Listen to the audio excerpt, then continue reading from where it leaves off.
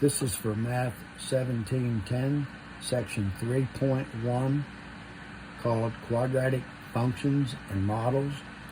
We want to start out by talking about something called a polynomial function, which is f of x equals a sub n, x to the n power, plus a sub n minus 1, x to the n minus 1 power, plus 3 dots indicates that it continues on, and toward the end we get down to plus a sub 1x to the 1 power, which we don't have to write, plus a sub 0. So the subscripts go down by 1 each time, and the powers go down by 1 each time until we get down to 0 for the subscript here and 0 for the power. The power of x to the 0 is equal to 1, so we don't have to write the 1 right there. The a with their subscripts are called coefficients, and this first one, a sub n, is the leading coefficient. A sub n x to the n power, this whole thing is called the leading term. And the last term is called constant because it's a number and no x included. You'll see on the table under Part B various examples of polynomial functions, also giving their names, their degrees, and the leading coefficient. So f of x equals 2. That's a constant because 2 is always a 2. It's a constant value. The degree of a constant function is 0. Degree equals 0. And the leading coefficient is 2. On the second line, 5x minus 1, this is called linear because x is to the first power, and it is a straight line when you graph it. The degree is equal to 1, and the leading coefficient is the 5. The third line, 4x squared minus x plus 1 for f of x. The degree this time is this power, which is 2, and the leading coefficient, which is 4. And this is called a quadratic function. And then the cubic and the quartic are also on your table. You can look at those. We also have a 0 polynomial where f of x is equal to 0. And this has no degree. Having no degree is not the same as degree being 0. It's totally different. Quadratic functions can also be written as f of x equals ax squared plus bx plus c. So instead of the subscripts a, n, a sub n minus 1, and a sub n minus 2, we have a, b, and c, which are all real numbers. And a cannot be 0 because if it were, this term would not exist, and therefore it would only be a linear function, not quadratic. The graph of this is a parabola, which is a U-shape. The domain is from negative to positive infinity, and it's symmetric to the line, which we call the axis of symmetry. That line always has a value of x equals negative b over 2a. And of course that will vary from one function to another depending on the value of a and b. Once you find x, you can put it into the function and find f of x, which is the same as y. And that will give you your x and y coordinates. The vertex, therefore, is negative b over 2a and f of negative b over 2a. The second coordinate being your y coordinate. This vertex will either be a maximum or a minimum point, depending on whether it opens down or up. Here it's a maximum, and here it's a minimum. So the parabolas will either open down like this or open up. We can also write quadratic functions in what we call vertex form.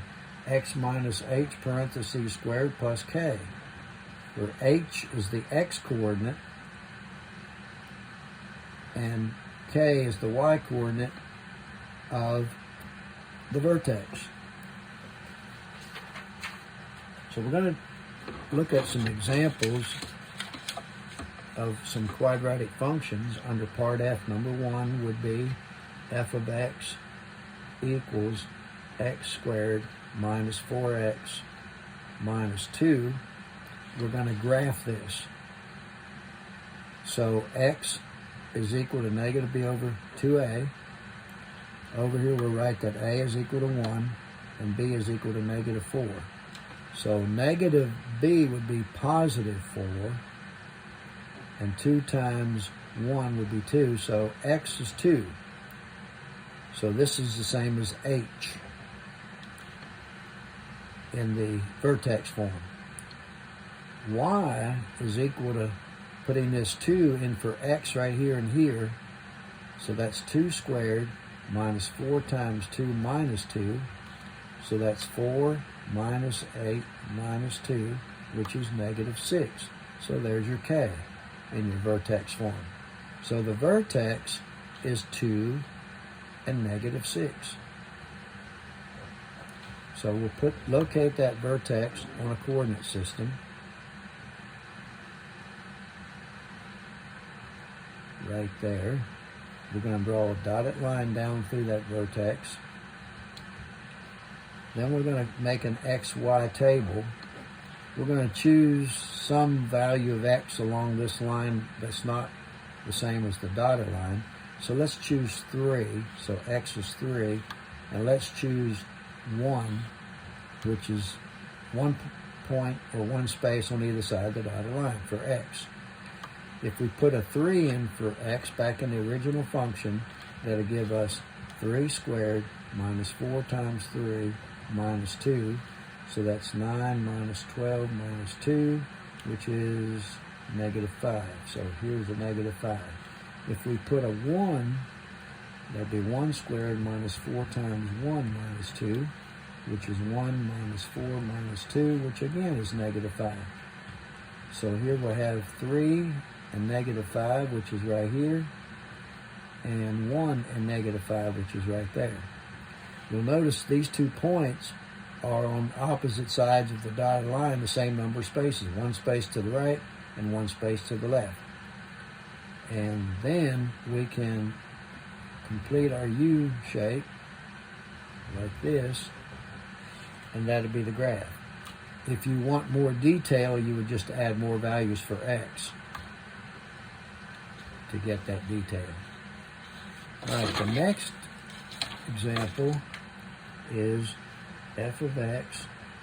This is number 2 under f, negative 1/2 x squared. So a is negative 1/2 and b is 0 because there is no x term. So x equals negative b over 2a would be 0 over 2 times negative 1/2, which of course is 0. If we put a 0 in for x, we get y equals negative 1/2 times 0 squared, which is also 0. So the vertex is 0, 0. All right, so we'll locate the vertex right there.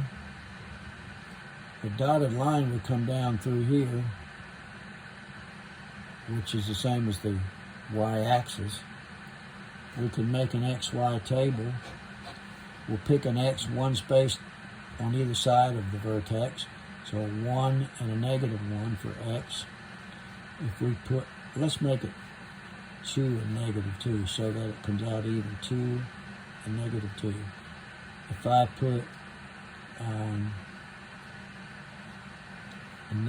2 in for x, I'd get negative 1/2 times 2 squared. So that's 4 times 1/2 is negative 2. If I put a negative 2, I'll get the same answer, negative 2.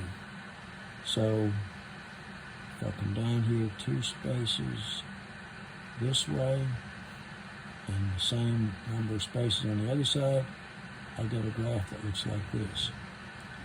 And I just want to tell you that on your graphing calculator, you can type these functions into it and get the graph on the calculator. That way you can verify that you've got the graph drawn correctly. Just remember that when you put something like this into the calculator, you need to put the -1/2 in a parentheses because you're dealing with a fraction. All right. Now we're going to go under part G, number 1. We're going to graph quadratic functions that are in vertex form. So x plus 4 in parentheses squared plus 2. So we can just look at this number and this number and automatically just write down the vertex. We don't have to do x equals -b over 2a and so on. But remember, since this is plus, h had to be a -4 and k is the same, which is 2. So we're going to draw the vertex, -4 and 2, should be right there. Draw a dotted line down through that vertex and label that x equals -4. We're going to make an xy table. We're going to choose a number to the right of this dotted line, which would be -3 for x, and a number to the left, which would be -5 for x. And so we'll put them in there. -3 plus 4 parentheses squared plus 2 would be 1 squared plus 2 would be 3. And if we put a -5 plus 4 parentheses squared plus 2, we'll again get 3. So -3 and 3, 1, 2, 3, -5 and 3 would be right there. So that means our graph will look like this. And again, you can verify that on your calculator. And we'll go ahead and label this -4 and 2 as our vertex. And we'll go ahead and do number 2. F of x equals parentheses x minus 3 squared minus 4. So the vertex is the 3 and -4. So we'll locate that. 1, 2, 3, 1, 2, 3, 4 would be right there. Draw a dotted line down through there. X equals 3. Make an XY table. We'll let x be 4 and 2. One space on either side of the vertex for x. So if I put a 4 in there, that's 4 minus 3 parentheses squared minus 4. So that's 1 minus 4 is -3. And if I put a 2, I get 2 minus 3 parentheses squared minus 4. So that's a -1 squared is 1 minus 4 again is -3. So these two values are the same. So we have a 4 and a -3. And a 2 and a -3. So a parabola this time looks like this.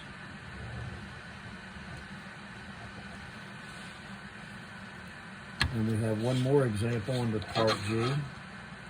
F of x equals negative parentheses x plus 2 parentheses squared plus 3. So our vertex is the opposite of this, -2, and the same as this, 3. So we'll locate that on the coordinate system, -2 and 3 is right there. Draw the dotted line down through there. And labeled x equals -2. We'll do an XY table. We'll go one space on either side, so that's a -1 and a -3. One space on either side, -2 in other words. If I put a -1 in there, that's minus -1 plus 2 squared in parentheses plus 3. So that's 1. So -1 plus 3 is 2. And the other one should also come out to 2. So we'll double check it. -3 plus 2 parentheses squared plus 3. So this is -1 squared is 1. -1 plus 3 is 2 again. So -1 and 2 would be right there. And -3 and 2 would be right there. So our graph goes down like this, which we would expect because of this negative right here. Negative means it opens down, and positive means that it opens up. Now we're going to look next at some applications of quadratic functions. We have here a function s of t equals -16t squared plus v sub 0 t plus s sub 0.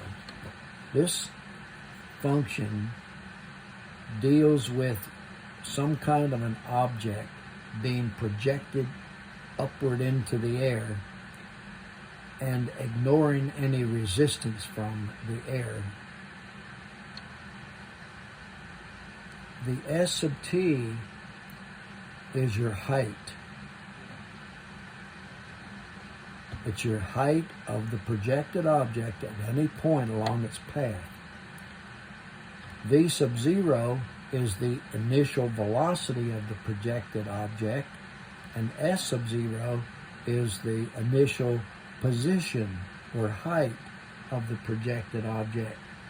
And t represents how much time in seconds the object is in the air once it's projected. So an example here is a ball is rejected. This is number 2 under H. A ball is projected directly upward from an initial height of 100 feet. So 100 feet is the initial height, which is s sub 0, with an initial velocity of 80 feet per second, which is your v sub 0, the initial velocity. So for part A, we are to find the height, find the function that models the height of the ball in terms of t. So we simply put this number and this number in for v sub 0 and s sub 0, and that'll give us s sub t equals -16t squared plus 80t plus 100. So all we're doing is replacing the 80 and the 100 for v sub 0 and s sub 0. And that's all we need to do for part A. Part B says, how long does it take the ball to reach its maximum height? Well, at the maximum height, that would be the same as the vertex. So if we can find the vertex, we got the maximum height. So we can find the x value by doing -b over 2a. So that's going to be, over here, a is -16, b is 80. So that's -80 over 2 times -16. So that's going to be 5 over 2, which is 2.5. That's how long the ball will be in the air to reach the maximum height. But we have to put 2.5 into the function for t to get the actual maximum height. So that would be -16 times 2.5, parentheses squared, plus 80 times 2.5 plus 100. So we can work all that out, and I'm going to do that on the calculator.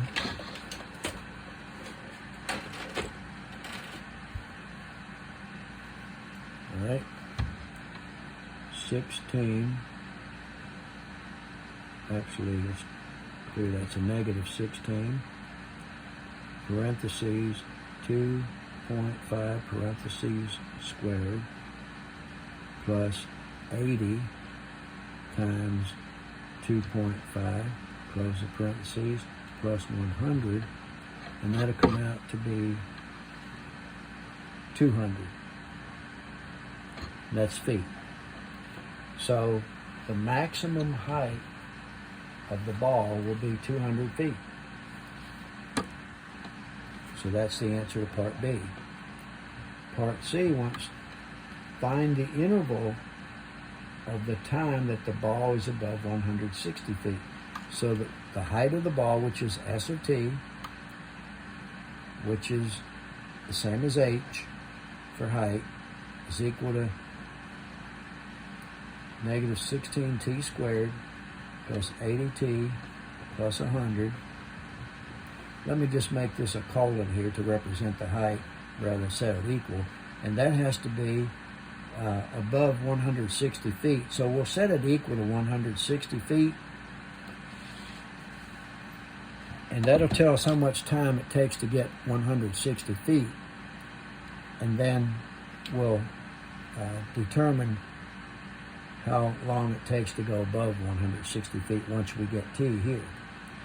So we're going to take negative 16t squared plus 80t. We're going to subtract 160 from both sides. So that'll be negative 60, and that'll equal 0. I want to get all my terms on one side since I got quadratic. I'm going to divide all these by negative 4 to reduce my equation down a little bit. So that's going to be 4t squared minus 20t plus 15 equals 0. We could try to factor this, but I don't think it factors, so we're going to use the quadratic formula. So A is 4, B is negative 20, and C is 15. The quadratic formula says that t equals negative b plus or minus the square root of b squared minus 4ac over 2a, which is the quadratic formula. So put the numbers in. We get a positive 20 plus or minus negative 20 squared minus 4 times 4 times 15. All that is in square root over 2 times 4. Okay, then we're going to do what's inside the parentheses first. Okay, 4 times 15 is 60 times 4 is 240, and this is 400, so 400 minus 240 would be 160. So what's inside is 160. 20 plus or minus the square root of 160, all that over 8, which is the same as 20 plus the square root of 160 over 8, and 20 minus the square root of 160 over 8. So we'll calculate what each of these would equal. So 20 plus the square root of 160 divided by 8 is 4.1. Rounded off to the nearest tenth. And then 20 minus the square root of 160 divided by 8 is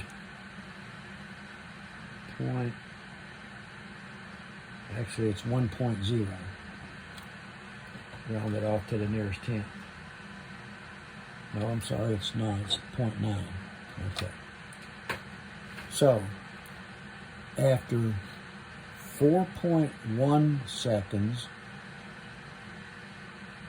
the ball is more than 160 feet above, and after 0.9. So between 0.9 and 4.9. So somewhere between 0.9 and 4.9, the ball is 160 feet above the ground. The last thing that we're asked to find is how many seconds does it take to hit the ground. So when it hits the ground, h is 0. This is part D. So 0 equals the negative 16t squared plus 80t plus 100. This is a slightly different equation, but we can divide everything by 4 again. Actually, negative 4. And we'll get 0 equals 4t squared minus 20t minus 25. And again, we can do the quadratic formula. T equals negative b plus or minus b squared minus 4ac 1 square roots over 2 times a, which will be 20 plus or minus the square root of negative 20 squared, which is 400, minus 4 times 4 times negative 25. All that over 2 times 4.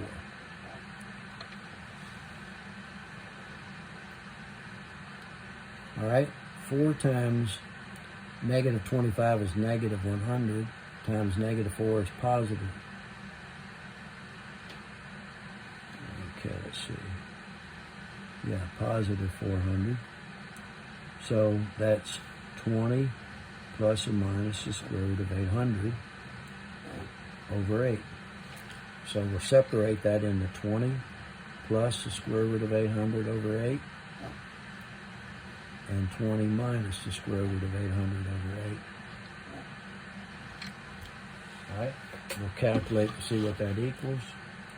20 plus square root 800 divided by 8 is 6.04, and 20 minus the square root of 800 divided by 8 is negative 1.04. All right. If you'll look at this, if you'll notice it's a negative value, time cannot be negative, so we have to reject that answer. So the answer is 6.04. So after 6.04 seconds, the ball will hit the ground. The last thing in our notes is a table of values, which is this right here, which represent the number of visits for different years, starting from 1995 all the way up to 2008. So the years are in this column and this column. The number of visits for those years are in the second and fourth column. We can find a quadratic model for this data in the same way we did in a previous section when we look for a linear model. You're going to use your stat function, use edit to enter all these years under L1 and all the number of visits under L2. But you can use 0 for 1995, 1 for 1996, 2 for 1997, and so on. And that will give you a quadratic model. And I've worked that out. You can do it on your calculator as well. And I'm going to see right here what it comes out to be. So if you put all those values in your calculator using the stat key, it comes out to y equals negative 0.7x squared plus 26.7x plus 477.6, and all these are rounded off to the nearest tenth. So this is the model that we used. And in your notes, you'll notice that they want you to predict for 2012. So if 1995 is year 0, that'll be 0.